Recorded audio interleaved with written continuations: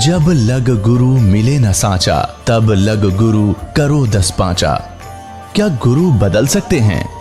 क्या गुरु बदलने से पाप लगता है? अध्यात्म के इस मैदान में आखिर सही गुरु कौन है? गीता जी में वर्णित तत्वदर्शी संत कौन है? इन सभी प्रश्नों के उत्तर जानने के लिए अवश्य सुनिए जगत गुरु तत्वदर्शी संत रामपाल जी महाराज के मंगल प्रवचन। किसी भी ईसाई धर्म के उस पुण्यात्मा को पूछ कर देखो कि परमात्मा कैसा है, वो कहेगा गॉड इज फॉर्मलेस, परमात्मा निराकार है। फिर खाक पढ़ा तुमने अपने इन सदग्रंथों को, तो एजुकेटेड हो गए ऐसी बात करते हो। पवित्र बाइबल की उत्पत्ति ग्रंथ में पढ़ कर देखो, उसमें स्पष्ट लिखा कि परमात्मा मनुष्य दृश्य है और उसने अपने जैसा मनुष्यों को उत्पन्न किया है। तो वो परमात्मा सतलोक के अंदर एक बहुत बड़े सिंहासन के ऊपर बहुत बड़े गुम्बज में एक बहुत बड़ा गुम्बज बना हुआ, यानी जैसे यहाँ मंदिर बनाते हैं, मंदिर को तो एक सीधा सा खड़ा कर देते हैं, ऐसे सीधा सा बस थोड़ा सा, लेकिन गुम्बज होता है बहुत, एक चौड़ाई उसकी ज्यादा होती गोलाई, और ऊपर से थोड़ा होता है ऐसा, ज्यादा लंबा ऊंचा नहीं करते जैसे मंदिरों का करते। उसके बीच में परमात्मा एक बहुत अच्छे सुंदर सिंहासन पर बैठे हैं और उनके सिर पर मुकुट है जैसे राजा के होता है, और ऊपर छत्र है जैसे ये भक्तों ने बना रखा है। ये तो आर्टिफिशियल है, वहां परमात्मा का ओरिजिनल है। उनकी एक रोमकूप की इतनी रोशनी है, करोड़ सूर्य मिला दे करोड़ चंद्रमा, उनकी मिली जुली रोशनी प्रकाश भी परमात्मा के एक रोमकूप के प्रकाश से फीकी है। इतना तेजो में शरीर है। ये तो प्रथम सती थी, और दो अन्य सतीथियों में वो कैसे हमें संभालता है। एक तो वो प्रत्येक युग में एक लीला करते हैं, सतलोक से आते हैं और एक नवजात शिशु का रूप धारण करके कमल के फूल पर विराजमान होते हैं। कमल का फूल सरोवर में ही होता है, जल में, तो उस सरोवर के ऊपर आकर विराजमान होने के कारण नारायण, नार माने जल होता है, आयन माने उस पर आने वाला, विराजमान होने वाला, इसलिए नारायण शब्द भगवान के लिए प्रसिद्ध है। तो वो नारायण कौन है? वो सतपुरुष हैं, कबीर देव जी हैं, जो ऐसी लीला करते। वो कमल के फूल पर आकर शिशु रूप धारण कर लेते हैं। वहां से उनको निसंतान दंपति उठा ले जाते हैं, और फिर वो जब बड़े होने लगते हैं तो बालक अवस्था में वो खाना पीना कुछ नहीं करते। तब वो चिंतित होते हैं उनके माता पिता। तब कुंवारी गायें लाई जाती है परमात्मा के आदेश से, और कुंवारी गायें दूध देती हैं। उन कुंवारी गायों के दूध को परमात्मा पीते हैं, उससे उनके परवरिश की लीला होती है। ये प्रमाण ऋग्वेद के अंदर भी है, और कबीर परमात्मा ने 600 वर्ष पहले ये लीला की थी, जो कबीर सागर के अंदर विद्यमान है। एक अंग है, एक अध्याय है पवित्र कबीर सागर का, उसमें भी विद्यमान है कि परमात्मा ने कुछ खाया पिया नहीं जब वो नवजात शिशु रूप में आकर प्रकट हुए थे। इनके कोई जनक नहीं, इनके कोई माता पिता नहीं, ये स्वयंभू हैं।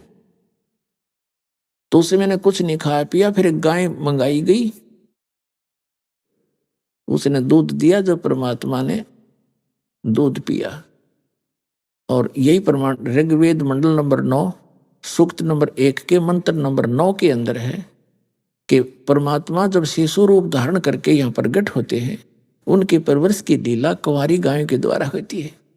तो फिर भगवान कौन है? ऐसी लीला की है किसी कृष्ण और राम ने, या किसी और इस हजरत अल मोहम्मद ने, या किसी ईसा जी ने? तो who is God? Kabir is God. अब जैसे ईसा जी कौन थे? ये भगवान के पुत्र कहे जाते हैं। और हजरत मोहम्मद कौन थे? ये अल्लाह के पैगंबर थे। और श्री राम और कृष्ण कौन थे? ये ब्रह्म के पुत्र हैं, काल के पुत्र हैं। और कबीर साहब कौन है? ये स्वयं परमात्मा है, ये असंग ब्रह्मांड के स्वामी है, कुल मालिक है। और ये तो दूसरी स्थिति हुई कि फिर वो परमात्मा दूसरी स्थिति में जब धीरे धीरे बड़े होते हैं, छोटी उम्र में ही अपने जिस उद्देश्य को लेकर वो आते हैं हमें ज्ञान देने के लिए, उस ज्ञान का प्रचार शुरू कर देते हैं। बड़े बड़े विद्वानों के छक्के छुड़ा देते हैं, लेकिन वो क्रमहीन अपनी मान बढ़ाई के कारण परमात्मा के उस यथार्थ ज्ञान को ना स्वयं मानते हैं और ना ही जनता तक उसको जाने देते।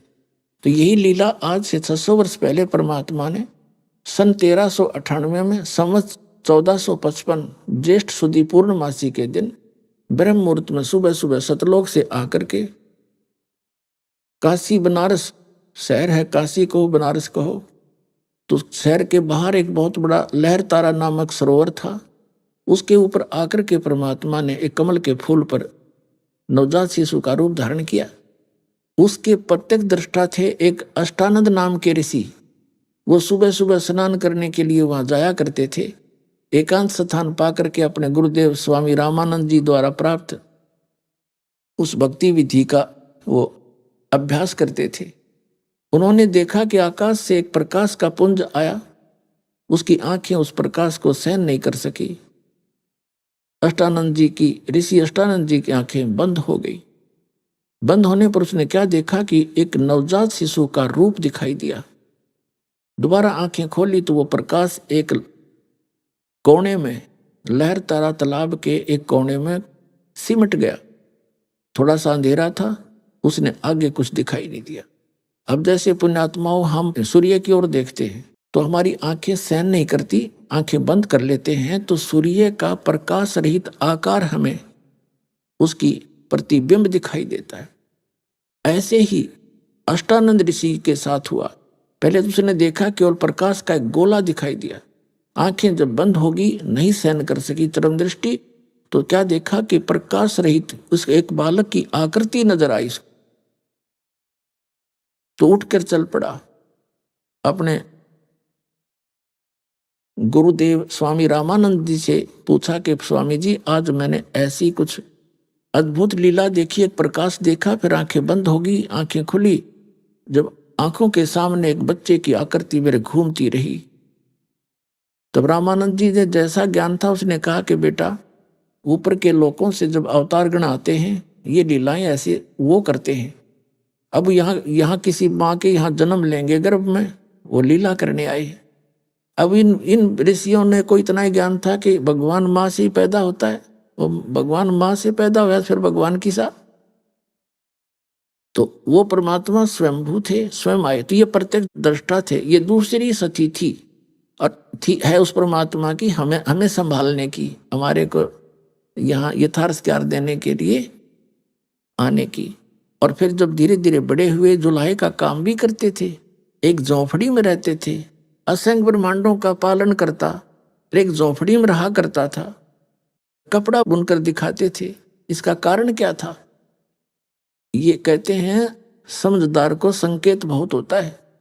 वो ये बताने आए थे, तुम सारा जीवन इस माया के डले ढोण में बर्बाद कर रहे हो। बड़ी कोठी हो, बड़ी कार हो, बड़ा महल हो, और भक्ति जो उद्देश्य था इसका वो भूल चुके हो।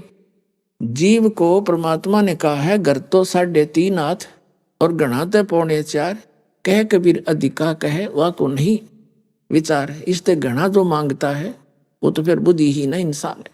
घर तो 3.5 हाथ, क्योंकि ये 3 शरीर जो है 3.5 हाथ का होता है प्रत्येक प्राणी का। हाथ इसको कहते इतने पोर्शन को, और प्रत्येक का यो 3.5 हाथ की पूरी हाइट 3.5 हाथ की होती है। परमात्मा कहते आपने एक 4 पाइप है, वह चाहे 3 कमरे की कोठी हो, चाहे 10 कमरों की कक्ष की, एक कोने में एक 4 पाइप ही विश्राम करना है। तो बाकी की बकवाद की क्या आवश्यकता है? जो मूल उद्देश्य खो कर बैठ गया है, अरबपति खरबपति यहाँ सब कुछ जोड़ जाड़ के छोड़ गए। यहाँ वो किले कोठी बना रहे थे फैक्ट्री, और वो आप कुत्ता बन कर सैर सपट्टा कर रहा उसी गली में, बाढ़ में जावा कोठी आ गई उसका काम। तो परमात्मा हमें याद दिलाते हैं कि मैं सारे ब्रह्मांडों का संचालक, और वहाँ ऐसे हैंड टू माउथ रह के दिखाया। कबीर साहब कहते हैं, टोटे में भक्ति करे सोए सही सपूत, ये मायाधारी मस्करे ना जाने कितने जालिए ऊते। कबीरा सब जग निर्धना धनवंता नहीं कोई, धनवंता सो जानिए जिस पर राम नाम धन होई। अब जो प्रसंग चल रहा है तो ये दूसरी सतिथि है जो परमात्मा हमें संभालते हैं, और तीसरी सतिथि वो कभी भी आ जाते हैं एक साधु संत का रूप बना के, और अपनी अच्छी आत्माओं को जो परमात्मा के ज्ञान को दृढ़ता से ग्रहण करते हैं, और फिर मुझे नहीं मुचकाए तारा संसार एक तरफ और वो दृढ़ भक्त मालिक का एक तरफ, ऐसे प्राणियों ऐसे महापुरुषों को वो परमात्मा आकर मिलते हैं। उनमें से कौन कौन है वो महापुरुष? आदरणीय धर्मदास साहिब जी उनको मथुरा में मिल रहे थे। वो यही साधना कर रहे थे जो आप पवित्र हिंदू धर्म के अंदर इन भ्रमित गुरुओं आचार्यों और शंकराचार्यों और इन महंतों और संतों के द्वारा बताए गए ज्ञान को ग्रहण करके हम सभी कर रहे थे। तो उनको परमात्मा मिले, उनको सचखंड लेकर जा लिए ना, सारा ज्ञान बता दिया, सारा कुछ प्रमाण दिखा दिए, बता दिए गीता और वेदों में। फिर भी बुद्धि ने स्वीकार नहीं की, धर्मदास जी की ने, क्योंकि हमारे अंदर अज्ञान इतना बरवा दिया हजारों वर्षों से। तो परमात्मा ने अपने गवाह बनाने थे इस समय के लिए कि इस समय मेरा कोई गवाह बने, सचमुच ये बताने वाला कि भगवान कौन है। तो उनको सतलोक में लेकर गए। सतलोक में जाकर क्या देखा कि वहां पर जो सुख है, यहां पर तो सुख का कोई झलक भी नहीं बताई जा सकती। पुण्यात्माओं, सतलोक के अंदर अभी तक जितने भी सतलोक और सचखंड का जो गुणगान किया करते थे, इसमें से विशेषकर कौन कौन है? राधा स्वामी पंथ, आगरा और ब्यास वाले, और जय गुरुदेव पंथ मथुरा वाले, और बाकी ये सारी उसी के ब्रांच हैं। उसी में से एक अलग से पंथ बना है, ये सच्चा सौदा सिरसा, जिसको धन धन सतगुरु तेरा ही आसरा इनका नारा है। ये सभी, और साथ में कबीर पंथी, और जितने भी ये कबीर पंथी, क्योंकि कबीर साहब ने बताया कि काल ने कहा था, जब परमात्मा यहाँ आए थे प्रथम बार हमें ये ज्ञान देने के लिए, तो काल ने विरोध किया था कि नीचे नहीं जा सकते, क्योंकि कबीर परमेश्वर अपने पुत्र के रूप में वहां प्रगट थे। उसने बहुत घोर विरोध किया था कि तुम नीचे किस लिए जा रहे हो। तब अपने पुत्र के रूप में विराजमान परमात्मा ने कहा था कि मैं नीचे जाऊंगा, और तूने परमात्मा के बच्चों को मिसगाइड कर रखा है, तूने गलत साधना बता के उनका जीवन नाश कर रखा है, कुत्ते गधे सूअर बना रखे हैं। उनको परमात्मा के विषय में यथार्थ जानकारी देने जाऊंगा, और उनको सही भक्ति बताऊंगा, तेरे जाल से निकाल कर ले जाऊंगा। तब उसने परमात्मा के ऊपर एक घात किया था, उसको मारना चाहा था, लेकिन मालिक की शक्ति के सामने उसकी कुछ नहीं बसाई। तब कबीर साहब ने बताया था धर्मदास कि इसने मेरे ऊपर अटैक किया। मैंने श्वास का सिमरण शुरू कर दिया, सतनाम का, जो 2 अक्षर का है, जिसमें एक ओम मंत्र है और एक गुप्त है जो दास बताएगा। पुण्यात्माओं, परमात्मा हमें आगाह कर रहे थे कि कभी आप पर किसी भी प्रकार की आपत्ति आती है, चाहे किसी कोई देवता आपको हानि करना चाहता है, या कोई भूत प्रेत पितर, कोई भी आपको ऐसा संकट लगे, या कोई अन्य प्राणी, तो उस समय सतनाम का सिमरन अवश्य शुरू कर देना, फिर देखना उसका रंग क्या कैसी बचाव करेगा। तो वो हमें संकेत कर रहे थे। तो परमेश्वर कबीर जी ने हमें भी बताने के लिए, ना उनको तो क्या सिमरन की जरूरत, वो तो खुद मालिक है, हमें दृढ़ करते हैं कि तुम ऐसी आपदा के समय इस नाम का जाप याद रखियो। कहीं उस समय आवाज लगा दो हाय माँ मर गया, तो वहां माँ मदद नहीं कर सकती, वहां तो परमात्मा का वो मंत्र मदद करेगा। तो उस मंत्र का जाप किया मैंने, परमात्मा कहते। तो ये काल ऐसे गिर गया जमीन पर जैसे पक्षी की पंख कट जाती हैं और पड़ा पड़ा तड़पता है, उसकी कुछ पार नहीं बसाती। तब इसने मेरे पैर पकड़ लिए। कबीर परमेश्वर जी कहते हैं, तब इसने मेरे पैर पकड़ लिए नीचे घिसट कर, और कहा कि तू मेरा बड़ा भाई, क्योंकि ये भी परमात्मा का ही बच्चा है, ये काल भी, लेकिन ये निकम्मा बच्चा हो गया और इसको देश निकाला दे दिया गया। वहां इसने गलती की और हमने भी गलती की इसी के साथ साथ, इसलिए हम भी यहाँ आ गए। लेकिन वो दयालु है परमात्मा, उन्हें फिर दया आई कि गलती हो जाती है बालक पर। माता पिता जैसे बच्चे कितनी गलती कर दें, माता पिता फिर भी एक ही करते हैं। वो हमारा माता पिता है, उसने हम पर फिर दया आई। काल ने कहा कि भगवान एक काम करना, मुझे श्राप लगा हुआ है 1,00,000 मानव शरीरधारी प्राणियों के सूक्ष्म शरीर को नित भून कर खाने का। यदि आप सभी को ले जाओगे अभी तो मेरी कैसे भूख मिटेगी। इसलिए आप चौथे युग में जीव ले जाना, 3 युगों में जीव कम ले जाना। तो परमात्मा ने कहा, इसने पैर पकड़ के छोड़ा नहीं, बुरी तरह रोता रहा। तब कहा ठीक है, और बोल क्या मांगता है भिखारी। तब इसने एक और प्रार्थना की कि भगवान चौथे युग में जब तुम ज्ञान प्रचार करो तो अपना ज्ञान समझाकर अपने बनाकर आप सतलोक ले जाना, जबरदस्ती बलपूर्वक ना ले जाना। तो परमात्मा को पता था कि जब तक इनको ज्ञान नहीं होगा तो इनकी आस्था वहां बनेगी नहीं, और जहां आशा ता वासा होई, मन कर्म वचन सुमरियो सोई।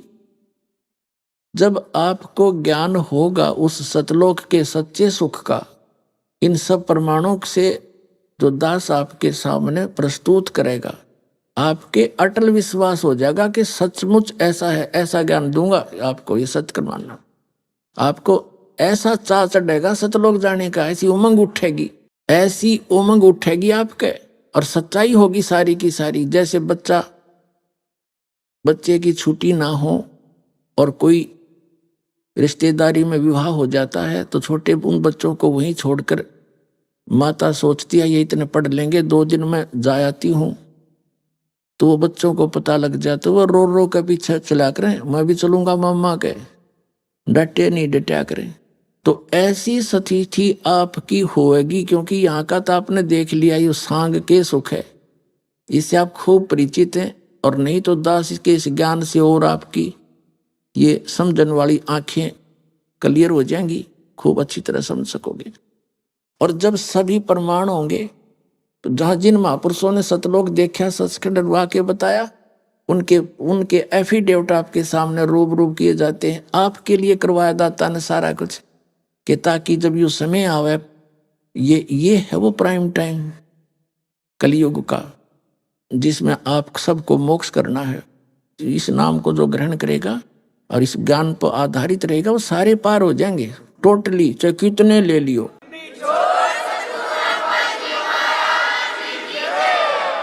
तो परमात्मा को ये भी मालूम था कि सतयुग त्रेता द्वापर में पुनकर्मी प्राणियों के ही जन्म होते हैं, और वो जो भी साधना डले ढोरे हैं, शास्त्र विरुद्ध कर रहे हैं, वो ये सोच लेते हैं कि जो हमें संसारिक सुख या कोई बचाव किसी से हो रहा है, ये हमारी इन्हीं पूजाओं से हो रहा है।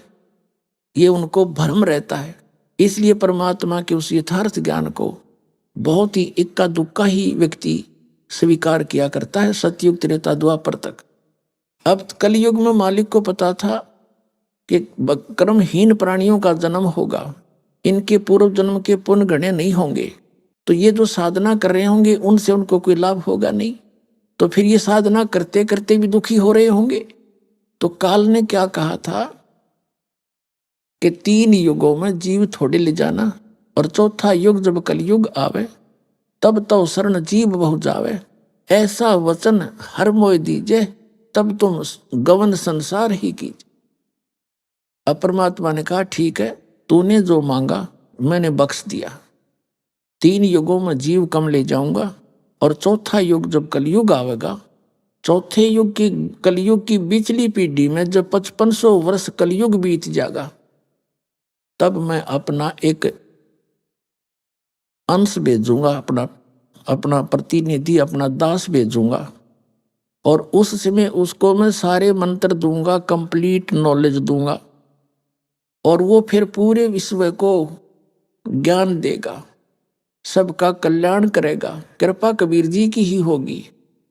तो परमात्मा ने जब इसने ये आदेश दे दिया, कबीर साहब ने यथा तथास्तु कर दिया, तब काल ने कहा, हंसा फिर ये, जब इसका सारा काम उल्लू सिद्ध हो गया। यहाँ तो ऐसा ही है, आप यहाँ के किसी भी व्यक्ति की वृत्ति देख लो, इस काल निरंजन जैसी है।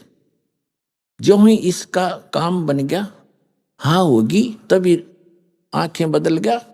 कहा कि कलयुग में बेशक चले जाइयो, द्वादश पंथ करूं मैं साजा और तुमरा नाम ले करूं आवाजा। द्वादश पंथ नाम जो ले ही हमरे मुख में आन सुम हुई, और अनेक पंथ चलाऊं या विद जीवों को भरमाऊं, और बेशक चले जाइयो जोग जीत संसारा। जीव न माने कहा तुम्हारा, जीव तुम्हारा कहा न माने, और हमरी ओढ़ हो बाद बखाने। काल ने कहा था कि जब कलयुग आवेगा, इनको ऐसा कर दूंगा, ऐसे अज्ञान से ठोक दूंगा कि ये मेरी तरफ दारी करेंगे और मेरी ओर होकर, मेरी तरफ होकर के पक्षदारी करेंगे और तुम्हारे साथ वाद विवाद करेंगे, तेरी कोई नहीं सुनेगा। अब इसने आप देख रहे हो, द्वापर तक कोई धर्म नहीं था, अब कलयुग में हिंदू धर्म बना दिया इन आचार्य और शंकराचार्यों के द्वारा। पहले बौद्ध धर्म शुरू हुआ था, उसके बाद ये हिंदू धर्म बना दिया, उसके बाद फिर ये ईसाई धर्म बना दिया, उसके बाद मुसलमान धर्म बना दिया, उसके बाद फिर सिख धर्म बना दिया, और पता नहीं कितने पंथ चला दिए। जैसे 12 पंथ, कबीर पंथ के अंदर 12 पंथ, जितना भी आज विश्व में विस्तार है, कबीर पंथी लगभग 15-16 करोड़ 20 करोड़ होंगे पूरे भारत में, और सारे इन 12 पंथों नकलियों से संबंधित है। और कहते हैं कबीर पंथी, और कक्का उनको पता नहीं, सारी गलत साधना करते हैं, मंत्र देते हैं, अजर नाम, अमर नाम, पाताल सब सिंधु नाम, यही हंस का काम, ये मंत्र है। वो तो 2 अक्षर का नाम जो धर्मदास जी को दिया, सतनाम और सार शब्द गुप्त रखा था, वो बताया और कहा अब इसको गुप्त रखो, पिछली पीढ़ी में बतावांगे सबको। और एक ये देता है जम्मू के अंदर श्री मधु परमहंस, यूं का मेरे जैसा किसी के पास ज्ञान नहीं, एक सारे ब्रह्मांड में। हर नाम क्या देता है, सतगुरु और सतनाम, खाक मंत्र है यो। अरे कान में फूक मार जो कर दे, नो यू सार शब्द है, ना कहने वाले ने पता यू के है, ना सुनने वाले को पता। नो कहो कहा ना जाई, लिखा ना जाई, बोला ना जाई, ये तो वाणी का विषय नहीं है। कबीर साहब कहे आदि नाम हमने भाग सुनाया कि मूर्ख जीव मरब नहीं पाया, हमने तो बोल कर बताया, उसका जाप करने का है। आदि नाम का सुमन कर ही सो भव सागर से तरही। तो ये सारे नकली पंथ हैं, कबीर साहब के 12 पंथ। और फिर उसके बाद और अनेक पंथ चलाऊं या विद जीवों को भरमाऊं, तो उसमें अनेक पंथों में से ये राधा स्वामी पंथ, जय गुरुदेव पंथ, राधा स्वामी पंथ आगरा और ब्यास वाले, ये ठाकुर जी वाले, कृपाल वाले, जनौद भिवानी वाले, और ये सच्चा सौदा सिरसा जगमाल वाली, ये गंगवा पंगवा, ये भी, ये सारे उसी शिवदयाल जी के ही विचारों का एक कुएं का जल है, इनके अंदर वही ज्ञान वही साधना। इन सच्चा सौदा वालों ने थोड़ी सी अटपट कर कन्यारा 3 मंत्र बना लिया, काल मूर्त सब स्वरूपी राम सतपुरख, इसको जपते रहो, मोक्ष सतलोक पहुंच जाओगे। अरे भले आदमी, सतपुरुष, अकाल मूर्त, शब्द स्वरूपी राम, ये तो उस भगवान के पर्यायवाची नाम है। उस अविनाशी भगवान कहो, सत्यनारायण कहो। जैसे जल पानी नीर, जल पानी नीर करते रहो। क्या जल पानी नीर ऐसे मिलेगा? उसका प्रोसेस है, उसको पाने का अलग से प्रोसीजर है। जैसे हैंडपंप लगाना है, बोकी लाओ, पाइप लाओ और वो मेहनत करो। ये 2 नाम का जो मंत्र आपको दिया जाता, सतनाम 2 अक्षर का, ये श्वास उश्वास से सिमरना, ये तो समझ लो बोकी मारी जाएंगी। और बोकी ने अपना काम कर दिया, बोकी ने अपना काम कर दिया, पाइप पहुंचा दी जल तक। तो सतनाम का इतना काम समझ लो 2 अक्षर के का। सतनाम से भी भगवान नहीं मिला, लेकिन इसके बिना भी भगवान नहीं मिल सकता। भगवान कौन? जैसे हमारा पूज्य जल है, हमारा इष्ट देव पूज्य जिसको हमने प्राप्त करना वो जल है, और ये बाकी साधना है।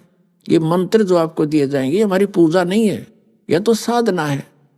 पूजा वो होती है जैसे एक पतिव्रता लड़की अपने पति की पूजा करती है और अन्य सभी परिवारजनों का और रिलेटिव्स का सबका सत्कार करती है। तो सत्कार अलग होता है, पूजा अलग होती है। तो ये जो साधना हम करते हैं ये तो हमारी मजदूरी है उसको पाने के लिए।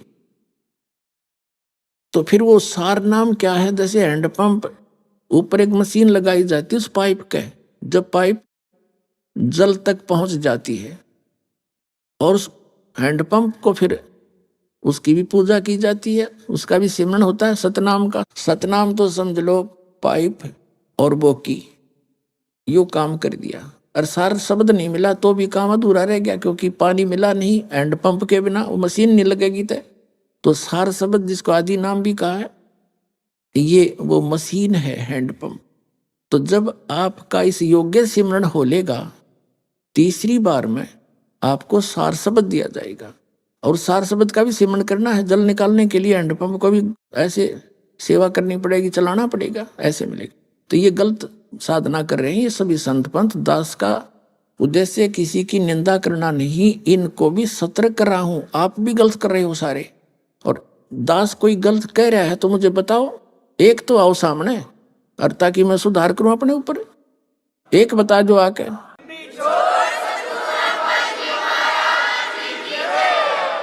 इनकी हिम्मत नहीं, क्योंकि इनके पास ज्ञान गलत है सारा। तो इनको स्वीकार करना चाहिए, अभिमान त्यागना चाहिए। ये समय बहुत कीमती है, और ये एक बार ये प्राइम टाइम है, ये जो कलयुग में परमात्मा का और काल का एग्रीमेंट हो रहा है कुछ समय का, और इसमें जो निकल गए बस फिर तो यही है। कहते हैं माया काली नागनी अपने जाए खा, और कुंडली में छोड़े नहीं 100 बातें की बात। जैसे नागनी होती है, अंडे जब बच्चे निकालती है तो अपने चारों तरफ पूंछ की अपने शरीर की एक वो बना लेती, कुंडली घेरा बना लेती है, उनको फोड़ती है, सबको फोड़ देती है, और फिर उन्हीं को खाना शुरू कर देती है, उन्हीं को खाती है। उसके खाते खाते और कोई बच्चा उसकी कुंडली यानी उसके शरीर के घेरे पर के पार हो गया तो वो बच गया, और जय कुंडली में रह गया तो सारा न खाएगी। तो परमात्मा कहते हैं यह एक कुंडली ईब तोड़ी है हमने, ये कुछ समय का समय दिया है, भी 1000 वर्ष चलेगा। ये परमात्मा का यथार्थ ज्ञान पूरे विश्व में चलेगा। और जो इस समय निकल गया, मनुष्य जीवन प्राप्त है, ये ज्ञान प्राप्त कर लिया, सतभक्ति कर ली, वो तो निकल गया। न तो कहते जो कुंडली में रह गया, जो यही रह गया तो इसको फिर ये इसी का हार है। अभी आपने सुने संत रामपाल जी महाराज के मंगल प्रवचन।